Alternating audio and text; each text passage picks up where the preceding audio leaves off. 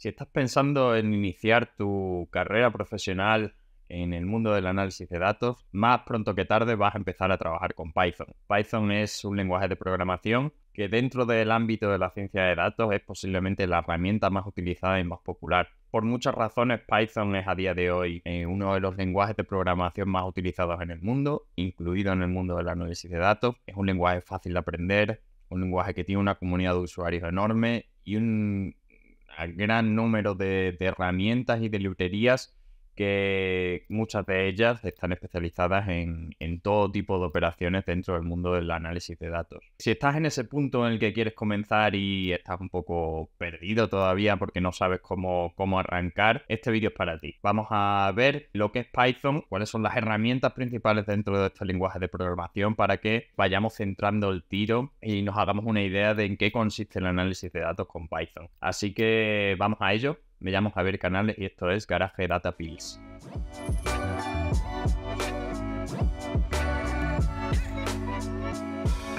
Como en vídeos anteriores, partimos de nuestro cuaderno de Jupyter. Si sois nuevos en el mundo del análisis de datos con Python, debéis saber que Jupyter es una interfaz de programación que nos va a hacer la vida mucho más sencilla a la hora de analizar datos. Entonces, bueno, para que sigáis este tutorial, asumimos que tenéis Python y Jupyter instalados en vuestro ordenador. Dejaremos el cuaderno en la descripción de este vídeo para que podáis descargarlos y aplicar vosotros mismos el código y seguir cacharreando, que esa es la idea. Lo primero que vamos a poder hacer con Python y prácticamente con cualquier lenguaje de programación es utilizarlo como si se tratara de una calculadora. Entonces, si yo hago 4 más 4 y corro esta celda, pues tengo 8. Si hago 4 por 3, 12, ¿vale? Aquí tengo una lista con las operaciones aritméticas principales que vamos a poder realizar en Python. Es decir, que Python sigue el sistema científico a la hora de concatenar operaciones y bueno, que al final en caso de que no tengáis una calculadora en el móvil o a mano, pues que sepáis que llegado el caso también podríais utilizar Python para esto, ¿vale? De forma muy sencilla.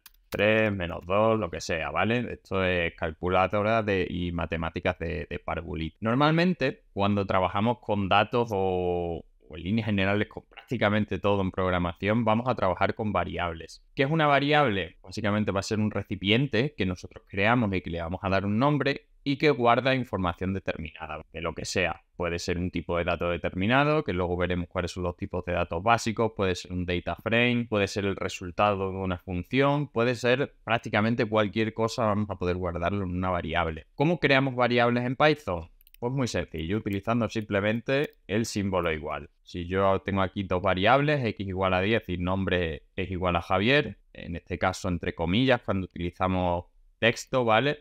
Siempre comillas. Yo para guardar estas variables en la memoria de Python tengo que correr la celda. Entonces le doy aquí para correr la celda o si no puedo utilizar el Shift Enter como atajo en el teclado que nos va a hacer la vida más fácil. Con las variables pues a partir de aquí vamos a poder hacer todo tipo de cosas. Aquí os pongo un ejemplo muy sencillito en el que vamos a ver cómo podemos calcular el índice de masa corporal de una persona utilizando variables. Recordemos que el índice de masa corporal es un indicador que se calcula dividiendo el peso de una persona en kilogramos por la estatura de esa persona en metros al cuadrado. Yo lo que puedo hacer es definir dos variables, peso, altura. Imaginemos que tengo una persona de unos 70 de altura y que pesa 70 kilos. Y yo puedo definir en una variable también la función del IMC, que es el peso entre altura al cuadrado. Y aquí marcamos el cuadrado con ese doble asterisco. Cuando yo calculo, vemos el resultado. Pues aquí tengo el IMC de una persona. Es el valor que me sacaría la báscula de las farmacias. Y bueno, pues un indicador de simplemente el índice de masa corporal. Cuando trabajamos en Python, prácticamente todas las cosas o un montón de funcionalidades que queramos hacer sobre nuestros datos o lo que sea, lo vamos a hacer a través de funciones. ¿Qué va a ser una función? Pues en programación una función es un pedazo de código con una serie de parámetros que yo voy a poder llamar a la función cada vez que quiera para realizar una actividad, una pieza de código determinada. Entonces las funciones son muy prácticas porque si, por ejemplo, yo tengo que hacer una misma operación repetidas veces, pues en vez de picarme el código desde cero, yo lo que puedo hacer es currarme una función o utilizar la función que otra persona ha utilizado para realizar esa operación. Funciones en el mundo Python hay infinitas. Luego veremos un poco más de esto, dónde se encuentran esas funciones y cómo podemos aprovecharlas. Pero aquí ya tenemos pues algunos ejemplos. Una función de toda la vida, que la vamos a usar muchísimo, es la función print, que recibe como parámetro lo que yo quiero imprimir, ¿vale? En este caso, la variable nombre. Ya os adelanto que las funciones siempre tienen la misma sintaxis. Yo voy a nombrar a la función, que en este caso es print, abro paréntesis siempre, y luego dentro yo le voy a poner el valor de los parámetros que recibe esa función. Puede haber funciones que no tengan parámetros, pero lo común es que normalmente sí que los tengan. Al final esos parámetros son información que en muchas ocasiones va a ser esencial que la función reciba para poder realizar su actividad, ¿vale? En este caso, si yo hago un print y no le pongo lo que quiero imprimir, pues Python me va a hacer una cosa muy rara, que es imprimirme esto, ¿vale? Que no tendría ningún sentido, un espacio en blanco. Entonces, pues pongo Javier, o podría poner me llamo Javier aquí dentro de un mismo string y vemos que me lo imprime. Ya hemos dicho que funciones hay infinitas. Aquí tengo una más, la función round, que lo que va a hacer en este caso es redondearme. Entonces le voy a decir, le tengo que mandar lo que quiero que me redondee, que en este caso le voy a decir que me redondee el IMC, y aquí le voy a decir el número de decimales que quiero que me redondee. ¿Vale? Pues entonces le digo 2, si le digo por ejemplo 3, pues me deja 3 y así sucesivamente. Lo dejamos por aquí ahora mismo en funciones, más adelante veremos más de ellas, porque yo os digo que esto es el pan de cada día en Python, utilizar funciones para realizar tareas. Y pasamos ahora a una cosa esencial también, que es los tipos de datos que tenemos en Python. Esto es fundamental que los conozcamos. Tenemos en Python, cuando lo instalamos en nuestro ordenador, 4 tipos de datos principales, que van a ser los números enteros, que se conocen como integer, los números decimales, que se conocen como float. Recordemos aquí importante, los decimales en Python se marcan con el punto y no con la coma, como pasa en el español. Quedaros con eso, que es importante. Luego tenemos los strings, o valores de texto, que siempre van entre comillas, que van a poder ser comilla doble, comilla simple o incluso comilla triple doble comilla, pero bueno, puede ser cualquiera de las que queráis, pero normalmente se utilizan la simple o la doble. Y por último, tenemos aquí los valores booleanos, ¿vale? O también conocidos como lógicos, que solo van a poder adquirir 2 valores, que son true o false. Los valores booleanos, pues lo que más se parece a esos 0 y 1 que la gente tiene en mente cuando piensa en programación. True es 1 y el false es igual a 0. Para ver el tipo de dato de un dato, podemos utilizar otra función, que es la función type. En este caso, type me devuelve el tipo de dato que es la clase integer, la clase float, string y booleano. Decir que estos son los 4 tipos de datos principales, pero hay muchísimos datos más, normalmente almacenados en otras librerías de Python, otros paquetes desarrollados por otros usuarios, y de hecho más adelante también veremos nuevos. Cuando hablemos de un data frame, pues el data frame va a ser un tipo de dato determinado también. O cuando hablemos ahora un poquito más abajo de otros tipos de datos como son las listas o los diccionarios, que son colecciones de datos, pues también. Para verla siempre, la función type. Aparte de los tipos de datos básicos, tenemos también las colecciones de datos en Python, también conocidas como estructuras de datos. ¿Qué son estas colecciones de datos? Pues se entiende aquellos datos o aquellos conjuntos de datos que vamos a poder subdividir en unidades más pequeñas. Por ejemplo, el string se podría considerar una colección de datos porque lo voy a poder subdividir en unidades más pequeñas, que son los caracteres. Sobre estas colecciones de datos yo voy a poder hacer diferentes operaciones. Por ejemplo, iterar por ellas utilizando un bucle. No vamos a hablar en detalle sobre lo que son los bucles, pero bueno, decir que en Python tenemos 2 tipos de bucles. Los bucles for, que me permiten iterar por un elemento, y luego tendría también los bucles while, que le van a permitir a Python realizar una actividad indefinidamente hasta que deje de cumplirse una condición. En este caso, imaginaros que tengo yo este string que pone me encanta la pizza, y yo podría iterar por este string utilizando esta sintaxis. Yo le digo por carácter en string, le voy a decir aquí que me imprima cada letra, cada carácter en mayúscula, utilizando el método upper. Cuando imprimo, vemos qué pasa. Python itera, primera iteración es la M, segunda iteración es la E, luego el espacio en blanco y así sucesivamente. Y vemos que en cada una además le estoy añadiendo esos símbolos de exclamación. Vamos muy rápido porque no se puede entrar en detalle, pero bueno, que sepáis que los bucles son estructuras que las vamos a utilizar también muchísimo y que son estructuras sintácticas muy poderosas para hacer muchas cosas. Aparte de los strings, vamos a tener en Python 4 tipos de estructuras de datos básicas, ¿vale? Van a ser las listas, las tuplas, los sets y los diccionarios. No las vamos a ver todas, pero de cara a lo que es el análisis de datos, sobre todo nos van a interesar las listas y los diccionarios. ¿Qué es una lista? Pues va a ser una secuencia iterable y ordenada de elementos que están creadas a partir de corchetes, ¿vale? Y cada elemento está separado por una coma. Las listas son estructuras muy versátiles, me van a permitir a mí meterle todo tipo de datos. Yo podría hacer aquí una lista que tenga un string, que tenga un número entero, que tenga un número decimal, que tenga un valor lógico. Todo eso lo voy a poder hacer. En este caso tengo una lista de ciudades con strings y sobre esta lista yo voy a poder seleccionar también, si quisiera, elementos propios de esta lista, como son Aquí puedo seleccionar un elemento utilizando la posición de ese elemento. Importante mencionar aquí que las enumeraciones en Python empiezan en 0 y no en 1. Por eso cuando yo le digo lista 2 me aparece Badajoz y no me aparece Sevilla, porque Barcelona sería el 0, Sevilla el 1, Badajoz el 2 y Zamora el 3. Podría seleccionar también un conjunto de elementos dentro de un rango y en este caso utilizo los 2 puntos para marcar el inicio y el final de la enumeración. Podemos hacer una iteración también por esta lista, utilizando de nuevo un bucle for. Y en este caso añadimos también, lo utilizamos aquí para poner en evidencia otra estructura sintáctica que va a ser fundamental en programación. Esto es común a todos los lenguajes, que son las expresiones condicionales. El clásico if-else. ¿Qué es lo que le estoy diciendo a Python aquí?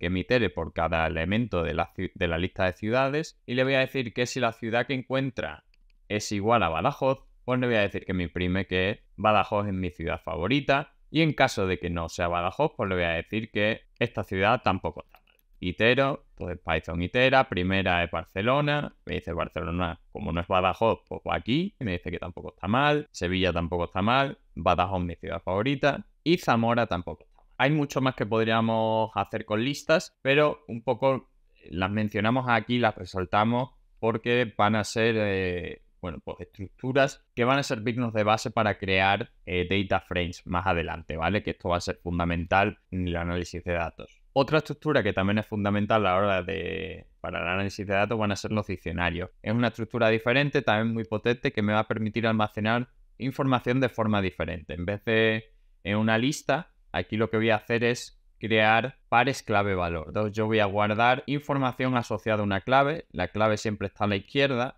de los 2 puntos y el valor asociado a esa clave pues va a estar a la derecha. Entonces yo aquí estoy creando, recordemos que los diccionarios se crean utilizando llaves, pues voy a utilizar 4 pares clave-valor. Voy a hacer persona, clave y el valor asociado a la persona es rosa. Aquí el valor asociado a la clave comida va a ser pasta y así sucesivamente. Creo mi diccionario. Y yo para acceder a la información asociada a un diccionario, lo que voy a hacer es buscar la información a través de las claves. Entonces, si yo pongo primer diccionario animal, me aparece elefante. Si yo pongo persona, aparece rosa. Si pongo comida, me aparece pasta. Yo podría añadir nuevos pares clave-valor utilizando esta notación. Primer diccionario y aquí abro corchete y le digo la clave nueva, le digo país y aquí voy a poner Senegal.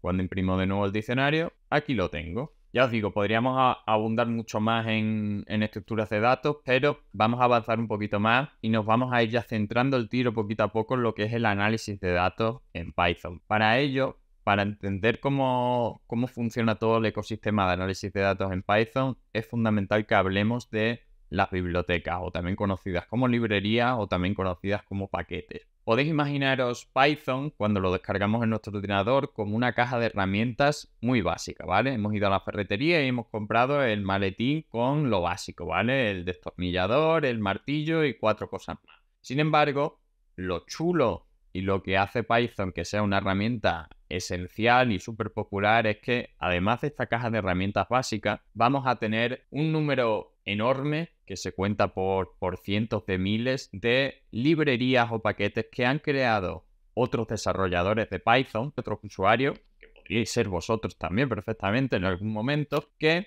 habéis creado funcionalidades, ya sean nuevas estructuras de datos, nuevos tipos de datos o nuevas funciones, y las habéis puesto a disposición del público. Y esa puesta a disposición se hace a través de librerías. Vamos a tener varios lugares donde se encuentran estas librerías en Python. Vamos a tener la biblioteca estándar de Python. si accedemos aquí, vamos a tener un catálogo de librerías que podemos importar en nuestro espacio de trabajo, y estas vienen cuando instalamos Python en nuestro ordenador. Simplemente tendríamos que hacer una importación de la librería que nos interese para poder así tener acceso a todo tipo de funcionalidades. Un ejemplo de eso, yo podría, por ejemplo, import math, que math es una librería de la biblioteca estándar de Python que va a tener pues toda una serie de funciones matemáticas. Entonces, si yo, por ejemplo, hago ahora import math y hago math sqrt, esto es square root, que es la raíz cuadrada, pues así voy a tener la posibilidad de realizar una raíz cuadrada. Si yo les digo 25, pues me calcula la raíz cuadrada de 25, que va a ser 5. Sin embargo, a pesar de que es muy extensa esta librería, esta biblioteca estándar de Python, son muy poquitas en comparación con el resto de librerías o bibliotecas de terceros que hay creadas por usuarios por ahí. Estas librerías no se instalan en nuestro ordenador, sino que vamos a tener que instalarlas previamente en nuestro espacio de trabajo para poder utilizarlas. Para ello, pues utilizaríamos en nuestra terminal, podríamos utilizar comandos como pip install. No vamos a entrar en detalles, ¿vale? Pero que os quedéis con la idea de que estas librerías de terceros, que se encuentran siempre almacenadas, o la inmensa mayoría almacenadas en el PyPI-index, que lo tenemos aquí, el Python Package Index, y vamos a tener cientos de miles de librerías que han puesto a disposición los usuarios para vosotros. Aquí podéis encontrarlo todo.